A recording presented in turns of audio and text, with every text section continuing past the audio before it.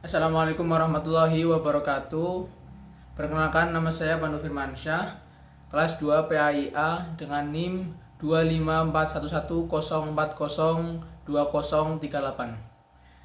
Izinkan saya di sini ingin memenuhi tugas untuk UAS dari mata kuliah Qawaidul Fiqhiyah, di mana pada kesempatan kali ini saya akan sedikit menjelaskan tentang Qawaidul Fiqhiyah, di mana saya akan menjelaskan Qawaidul Fiqhiyah ini dengan meliputi 1. Pengertian, 2. Perkembangan Qawaidul Fiqhiyah, yang ketiga yaitu 5 kaidah-kaidah dalam Qawaidul Fiqhiyah. Langsung saja kepada materi yang pertama, yaitu pengertian Qawaidul Fiqhiyah secara bahasa dan juga secara istilah. Qawaidul Fiqhiyah secara bahasa yaitu terdiri dari 2 kata. Yang pertama yaitu qawaid, yang artinya bentuk jamak dari kaidah, yang berarti dasar atau pondasi atau juga aturan-aturan umum dalam Islam. Kata yang kedua yaitu kata fikih. Fikih di sini berarti pemahaman yang mendalam tentang hukum-hukum syariat-syariat dalam Islam. Jadi secara bahasa, Qawaidul Fiqhiyah ini berarti kumpulan aturan-aturan atau dasar-dasar umum dalam memahami hukum Islam. Yang selanjutnya yaitu Qawaidul Fiqhiyah secara istilah. Qawaidul Fiqhiyah secara istilah yaitu kaidah-kaidah umum yang mencangkup banyaknya permasalahan-permasalahan fikih dan digunakan untuk mengetahui hukum dari berbagai kasus yang serupa atau kasus yang baru. Dengan adanya kaidah fikih, ulama dapat menentukan hukum-hukum fikih suatu permasalahan yang lebih mudah karena cukup menunjukkan kepada prinsip-prinsip umum yang lebih tersusun. Pentingnya Qawaidul Fiqhiyah sendiri yaitu memudahkan memahami hukum-hukum Islam, membantu menyelesaikan masalah-masalah baru dalam Islam, menunjukkan bahwa syariat Islam memiliki prinsip-prinsip yang teratur dan sistematis,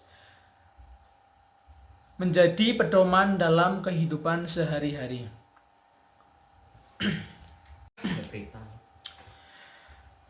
Yang selanjutnya kita memasuki sejarah, di mana sejarah ini sejarah dari masa ke masa perkembangan Qawaidul Fiqhiyah, dari masa Rasulullah, masa sahabat, masa imam madhab, dan masa kodifikasi Qawaidul Fiqhiyah, di mana di keempat masa ini memiliki fase-fase yang berbeda, di mana nanti akan dijelaskan lebih lanjut.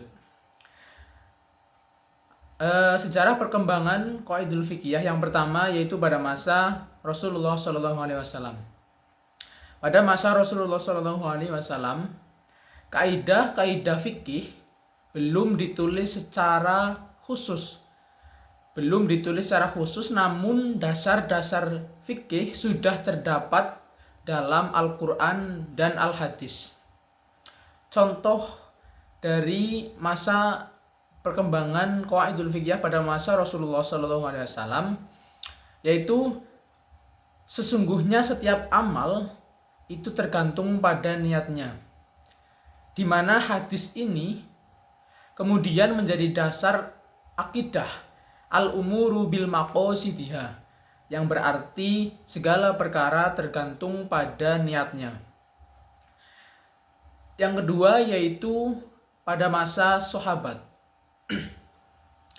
Pada masa sahabat ini, setelah Rasulullah SAW wafat,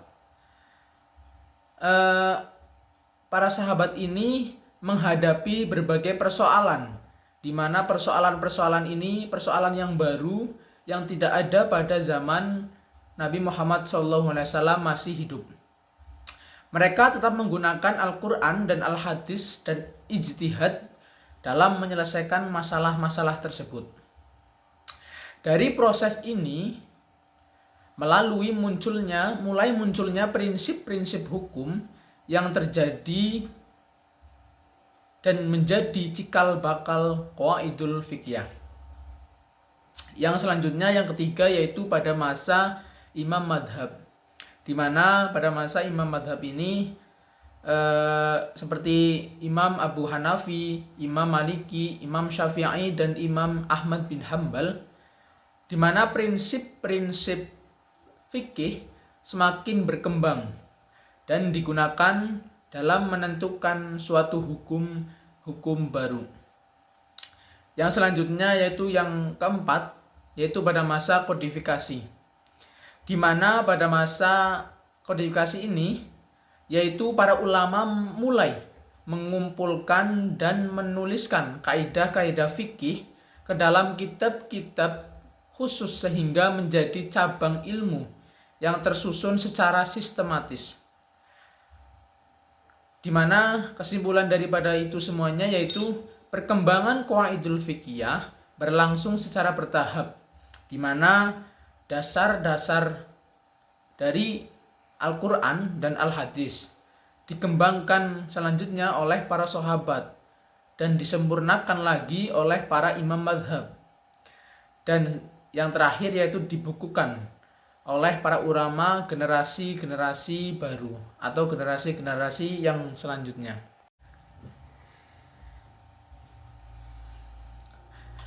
Yang selanjutnya kita memasuki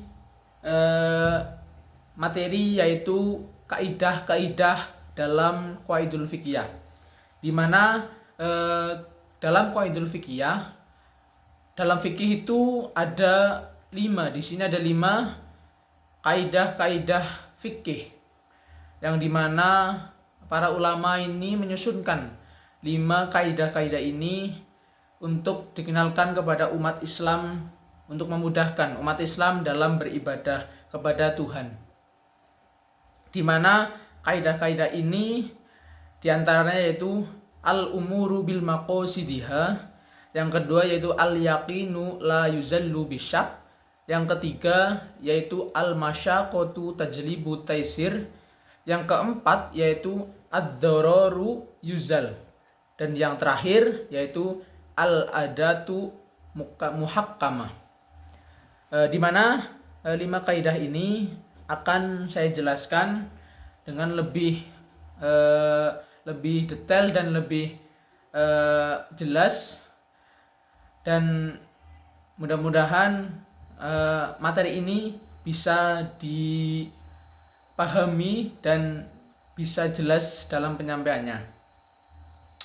Yang pertama, dari 5 kaidah-kaidah qawaidul fiqhiyah, yang pertama yaitu ada al-umuru bil maqasidiha, yang artinya segala sesuatu itu tergantung pada niat atau tujuannya, di mana nilai suatu perbuatan itu ditentukan oleh niat, bahwasanya niat itu penting dalam berbagai ibadah, baik ibadah wajib maupun ibadah yang sunnah. Contohnya yaitu ada belajar dengan niat mencari ilmu, belajar dengan niat mencari ilmu itu bernilai ibadah. Jadi mencari ilmu itu perlu niat yang baik, bukan niat hanya niat untuk mendapatkan ilmu saja, tetapi niat untuk beribadah kepada Allah Subhanahu wa Ta'ala. Yang selanjutnya, yang kedua, yaitu ada kaidah al-yaqinu la yuzallu bisyak, di mana yang artinya keyakinan tidak dapat dihilangkan dengan keraguan, di mana sesuatu yang sudah pasti tidak bisa berubah hanya karena muncul keraguan. Contohnya, seseorang yang yakin dia berwudu, tetapi dia ragu apakah dirinya ini sudah batal atau belum. ketika tidak ada udzur atau tidak ada tanda yang jelas bahwa wudhu ini batal, ini dalam kaidah ini itu tetap memiliki wudhu atau tetap suci, karena itu masih dikatakan ragu. Jadi keraguan tidak bisa dihilangkan, keyakinan tidak bisa dihilangkan dengan keraguan. Yang selanjutnya yaitu ada kaidah, di mana kaidah ini adalah kaidah al-masyaqqatu tajlibu taisir, di mana yang artinya kaidah ini yaitu kesulitan mendatangkan kemudahan.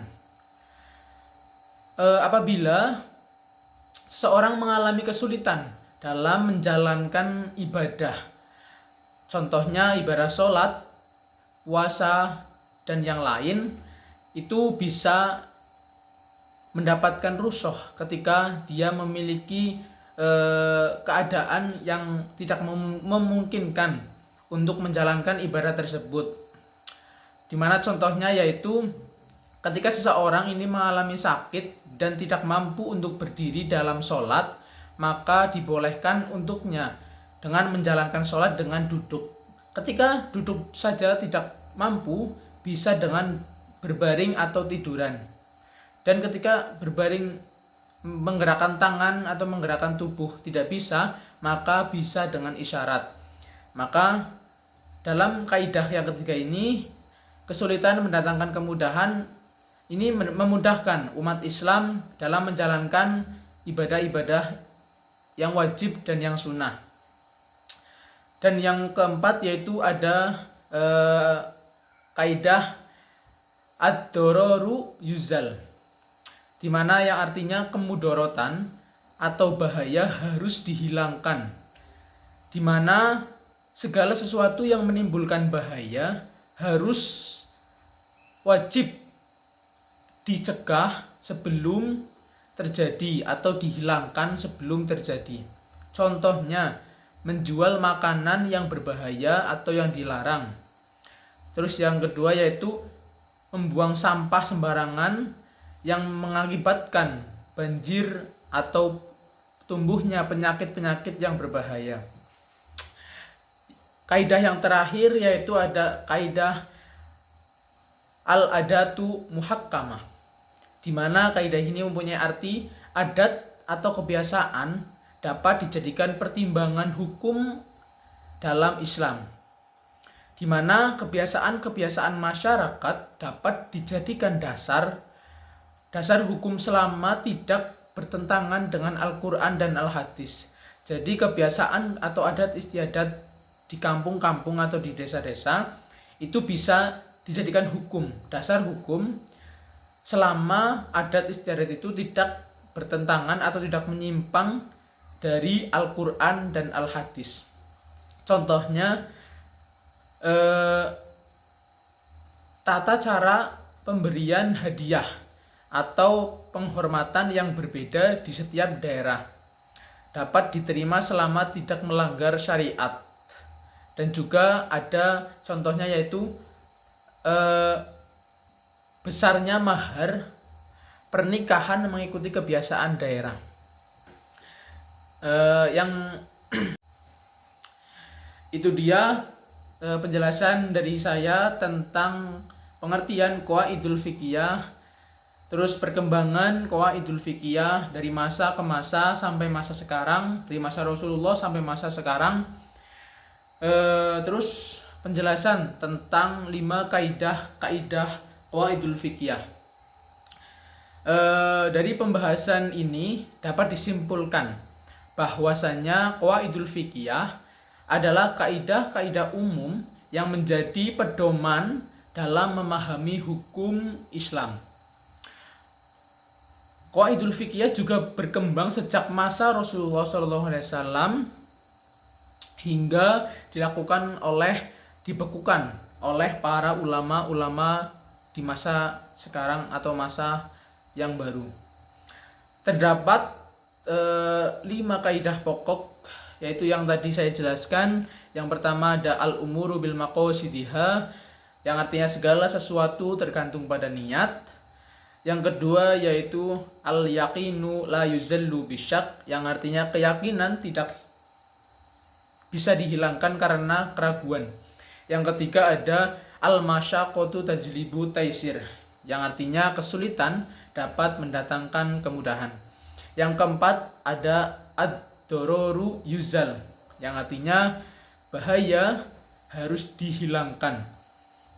Dan yang terakhir yaitu ada kaidah al-adatu muhakkamah, yang artinya adat atau kebiasaan dapat menjadi pertimbangan hukum atau dasar hukum dalam Islam.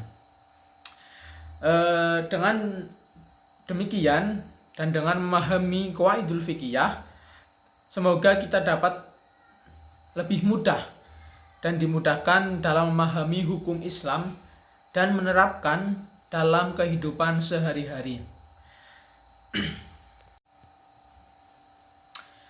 Mungkin cukup sekian dari saya. Semoga apa yang saya sampaikan, materi yang saya sampaikan, semoga bermanfaat bagi kita semua, dan semoga bisa menambah wawasan, menambah pengetahuan tentang hukum-hukum syariat dalam Islam dan kaidah-kaidah dalam Islam, supaya kita tahu dan supaya kita lebih berhati-hati dan kita lebih yakin tentang ibadah kepada Allah Subhanahu wa taala dengan kita mempelajari kaidah-kaidah dalam Islam, dan kita semoga ketika kita sudah paham dengan kaidah-kaidah dalam Islam yang diserahkan dalam fikih, itu semoga dapat membantu kita yakin dalam beribadah kepada Allah Subhanahu wa taala. Dan semoga apa yang saya sampaikan bermanfaat. Kurang lebihnya mohon maaf. Wassalamualaikum warahmatullahi wabarakatuh.